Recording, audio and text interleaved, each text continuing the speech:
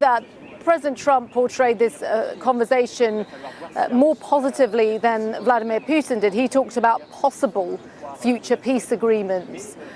Donald Trump said that he said that, as you mentioned there, the conversation was warm and friendly, but he focused a lot more on the economic benefits that might be in store for Russia and Ukraine when the war ends. Essentially, what it sounds like is President Trump is saying it's up to both sides to work it out and essentially come up with the conditions for a negotiation, for a ceasefire, and ultimately to end the war. And it's up to them to decide. And so it's not really the US walking away. It sounds like they will continue to push both sides to work it out. But ultimately, he's letting them decide. And that's where I think there is that huge challenge, because we know that there are things that Russia will not concede on, and there are things that Ukraine will not concede on. Mr. Trump did say that he has informed President Zelensky as well as other key allies, including the European Commissioner, about the phone conversation. But as I say, there was no major breakthrough in that conversation, and I don't think there was expected to be. OK, Nomia, thank you very much for that. Nomia Iqbal at the White House for us. Well, the Russian leader has also been speaking about that conversation. President Putin said it was, in his words, very informative and quite a frank talk. Take a listen. We agreed with the President of the United States that Russia will propose and is ready to work with the Ukrainian side on a memorandum regarding a possible future peace treaty, outlining a number of positions, such as the principles of resolution, the timeline for a potential peace agreement, and so on, including the possible cessation of hostilities for a certain period in the event of reaching specific agreements. A short time ago, I spoke to our Russia editor, Steve Rosenberg, in Moscow, and he gave us his reaction to what we have heard about the Russian side of this phone call. It doesn't seem as if much has changed. Remember, America, European leaders and Ukraine had been pushing Russia to sign up to a 30-day unconditional ceasefire. Russia hasn't done that. Russia has been resisting that all along, and still after this conversation there's no talk about a ceasefire now. However, Mr. Putin's press secretary, Dmitry Peskov, after Vladimir Putin's comments, said, I think in an attempt to flatter Donald Trump, talked about how Russia saw America as a neutral party now and basically blamed Europe for wanting the war to continue, trying to drive a wedge between America and Europe and trying to flatter Donald Trump. Steve Rosenberg in Moscow. Well, we're joined now by Daniel Byman, who is the director of the Warfare, Irregular Threats and Terrorism Programme at the think tank, the Centre for Strategic and International Studies. Daniel, thank you very much for joining us on BBC News to talk about this developing story. From what you've heard, ain't no way a ceasefire happens. He's playing Trump. I think he's playing Trump for sure. A ceasefire could happen in the future, but I think he's, I don't know. Look, I can't. As you guys know, I don't make predictions on Vladimir Putin. Okay, Adolf Hitler does what he fucking wants to do, but looking at the way he's moving, at least on the battlefront, I think he's looking to position himself further and further inside of more Eastern Ukrainian territory before he is willing to concede on a ceasefire. Because from what I understand, I try to read the tea leaves to the best of my ability, as many people do in this process. It's very hard to know what's exactly Putin's ambition here. He's generally an untrustworthy person. He is... Please stop making predictions. You're too on the ball. No, I'm not making predictions, but what I'm seeing from what he's doing is I think he wants further and further incursion into Eastern Ukrainian territory. And like part of what the dispute is right now is additional permanent annexation of 4 territories, including areas that he has not conquered, right? Including areas that he hasn't actually militarily engaged or has seen enough success in. And I think for that reason, I suspect he's like trying to use the negotiation process to undermine America's involvement in Ukraine by constantly telling Trump, like, I'm going to do a ceasefire. I'm going to do a ceasefire. You're the GOAT. Fuck Zell Disney. He's gay. He's woke. He's the, Kamala Harris, basically, right? I'm your guy. And I think he's using the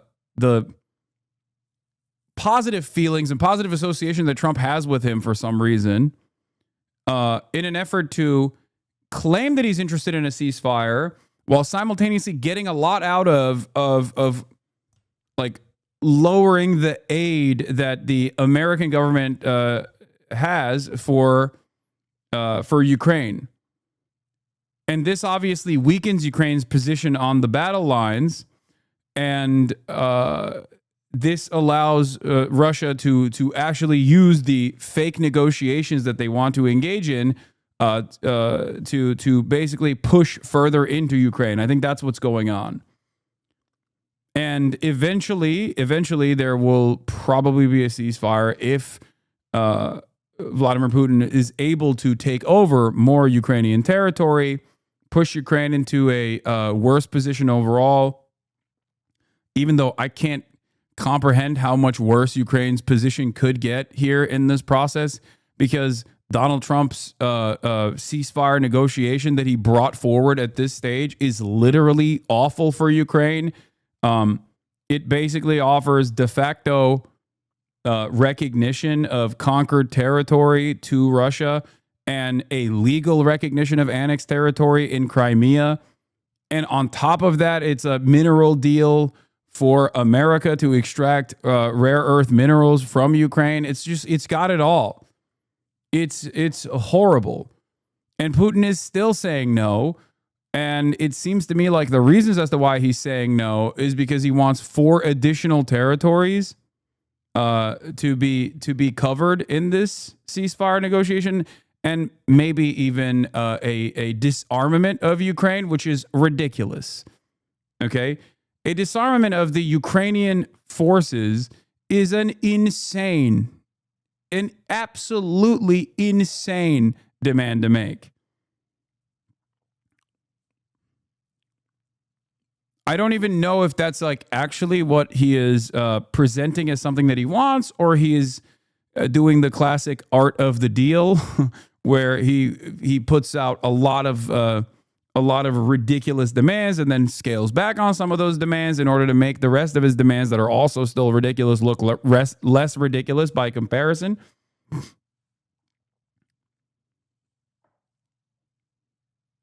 Yeah.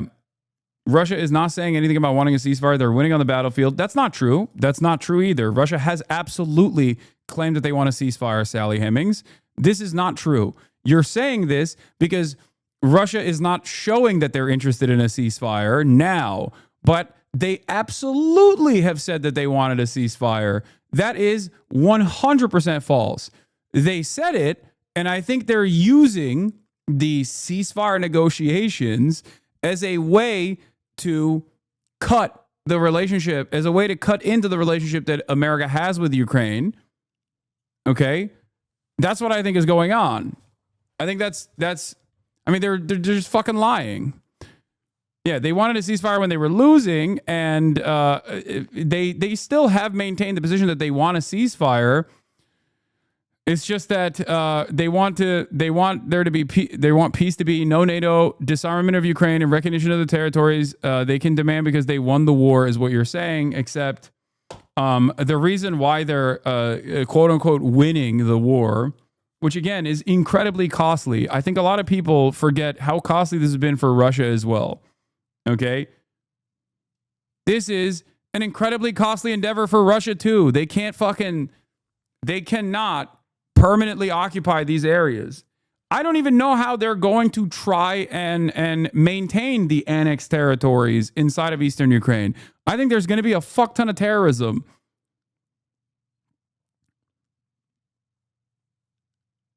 There is going to be tremendous insurgency inside of the captured territories, an insurgency that will also bear fruit even internally in like Moscow and shit. When you have freedom of travel, freedom of movement from annexed Ukrainian territories into the rest of into the rest of fucking Russia, you're going to see a shit ton of angry people that are going to do terrorism. How much terrorism has there been in Crimea? That is not a comparison. That is not an accurate comparison, because look at the ways in which they took over Crimea and the ways in which they are trying to desperately hold on to eastern Ukraine. That's the reason why there is no comparison there.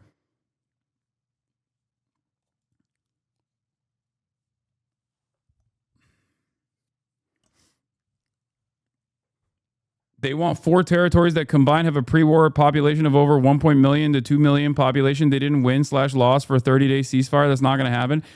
Yeah, I think the reason why, the reason why Russia is doing this is literally because Vladimir Putin knows he can manipulate Donald Trump. He knows he can manipulate Donald Trump because he's in, he has good favor from Donald Trump in a way that like Brandon never would have even entertained. Okay. But also on top of that, he knows that Trump rose to prominence, rose back into power by claiming he was going to pack up this Ukraine stuff. He has actively been able to change the minds of a lot of people in the base of the Republican Party into having favorable opinions over Russia, which is crazy. Okay?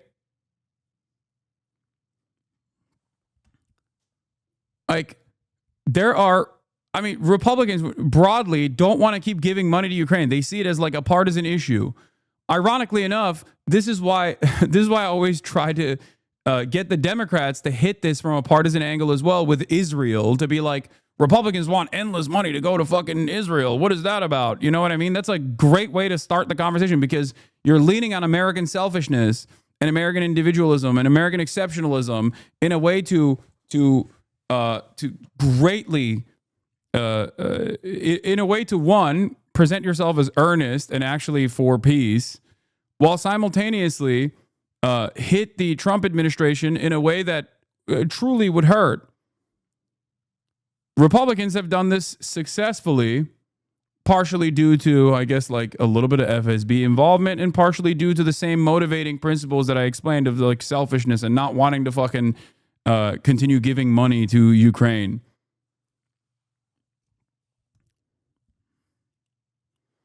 So,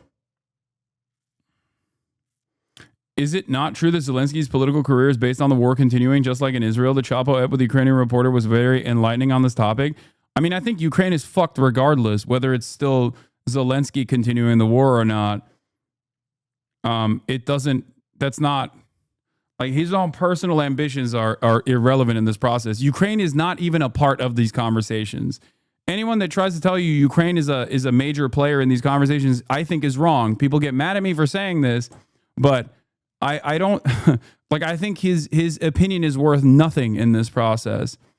And the reason why I say that is because look at Trump. He literally fucking belittled, humiliated Zelensky at the behest of Vladimir Putin in these ceasefire conversations, when Zelensky is seen as an extension of American interests in the region by every party involved, including fucking Vladimir Putin.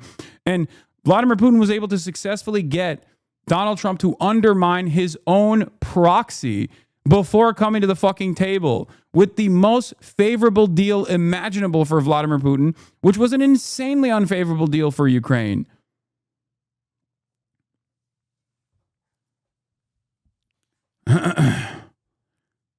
It doesn't matter who gets to run Ukraine in the future, especially in the near future, whether it be continued by Zelensky or whether it be a more radical, more nationalist element that ends up running Ukraine, or even the less likely option, which is like an Atlantic Council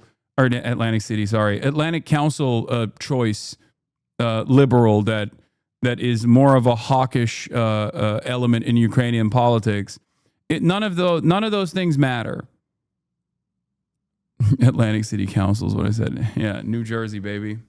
Readout from Russia and the US. What are your thoughts? There's a lot of very vague words and promises. So seems to be an effort to work toward a ceasefire.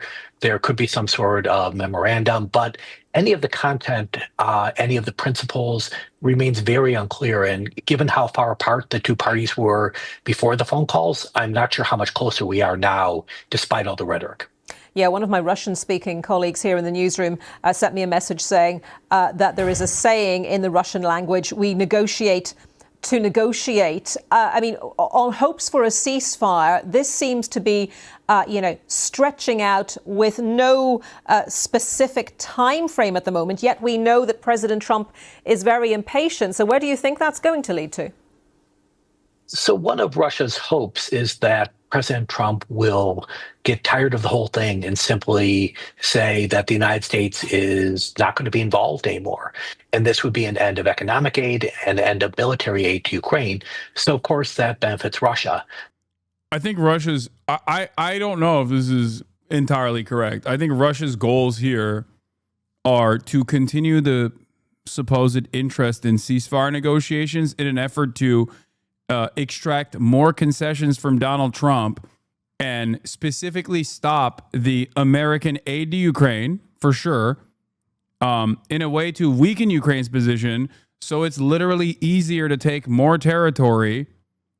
It's easier to take more territory. There's no like, oh, let's just wait it out. It's attrition. I think that at the end, they will arrive at a stalemate and they will come to the table for a ceasefire. It's just increasingly less likely with every passing day that this will happen with a favorable position for Ukraine unless there are more troops. And I've said time and time again, the only way to bring more troops into Ukraine is by either engaging in the act of mass deportations in cooperation with the Ukrainian government, mass deportations of Ukrainian men living in the Western world right now, living in Poland and living in America, and forcibly sending them back to Ukraine so they go to the front lines, get trained and go to the front lines. And even that process would take an incredible amount of fucking time.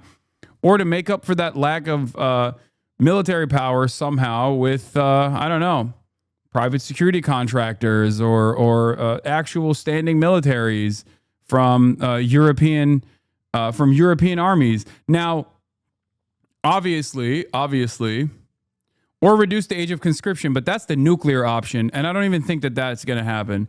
Like, I that would be horrible. That would be the most horrible outcome of all of this. Would be to lower the age of conscription in Ukraine down to 18, especially at a time when it's 25 or 27 at this point, and people are evading the authorities inside of Ukraine. Like they are actively evading the authorities if they are eligible for conscription, forced conscription. There's like military police all over Western Ukraine that's just like forcibly sending people to the fucking front lines, and that's not exactly giving me confidence that Ukraine can hold out much longer. So I think Putin... The ass cancer guy was the one that suggested that. It wasn't just the ass cancer guy that suggested it. Trump's Mike Waltz also suggested it. I mean, he's gone now, but the Trump administration had also entertained that notion. Many people forget. The Trump admin, one of the first things that they said was, hey, you got to lower your age of conscription to 18. Probably calculates. Which would, for the record, if you don't know why that's so dangerous, that would destroy the entirety of Ukraine's future. That inaction and delay on his part is going to help Russia's position in the long term, especially if Russia is not the one blamed for any problems. And we're waiting to hear still from President Zelensky. It's the obvious person that we're still waiting to hear from after these conversations, these discussions, this phone call between President Trump and President Putin. Militarily, Daniel, what position are Ukraine and Russia in right now with regards to prosecuting this war, continuing this war? So Russia has been making progress against Ukraine in the last 10 months, but it's very slow, really incremental progress at best. Russia has taken staggering losses. So although many people describe Russia as having the upper hand, and that's probably true, the actual military advantage it's gained has been quite slight. So we're not likely to see dramatic changes on the battlefield in the coming months, unless, of course, we see an abandonment of Ukraine by its allies, in which case Ukraine runs out of ammunition and, in general, may suffer catastrophic loss. So are you saying at the moment Russia doesn't see any strategic interest in a ceasefire? Russia believes that Ukraine's going to crumble if it keeps hitting it, and especially if the United States and Europe abandon it. So a ceasefire, especially a long-term one, is probably not in Russia's interest, according to how Putin defines it. Okay, Daniel Byman from the Center for Like, as a major advocate for ceasefire from the jump, let me tell you how not shocked I am to hear Russia now say the same shit that people who falsely thought Ukraine was destroying Russian troops and Russian forces repeat the same exact talking points of like the Globe emoji Twitter accounts were saying for years. Russia is saying the same shit that Globe Twitter accounts were saying about Ukraine for the longest time, to be like, oh, a ceasefire would simply be buying time for Russia to re-up, rearm, and then attack again. Now Russia is saying that about Ukraine for the prospect of a ceasefire, where they're like, oh, a ceasefire without like disarmament implies that you're just simply trying to re-up and rearm so you can attack Russia harder, re-up and rearm Ukraine.